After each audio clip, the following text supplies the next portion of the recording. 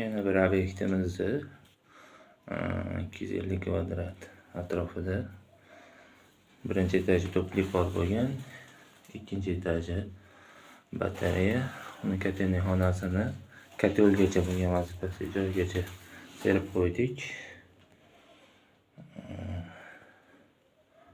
U gidrostrelkamiz, ikkita kollektor terilgan, trubadagi klapanlar qo'yilgan, bunga bagajni termasat qo'ydik. Batareyaga birinchi etajda sanuzuli bilan nimasiga 80 litrlik ariston qo'ydik. Bu yerda 3 talik filtr, nasosimiz bu yerda, dalili nasoslarimiz. Bunimiz tepadan bochka, 2 tonnali bochka qo'yiladi, o'shandan tushayotgan. Keyingisi bu esa bochka davleni beradigan. Ishlarimiz sizlarga ma'qul kelgan bo'lsa, rashtining 36 talik qo'ydik.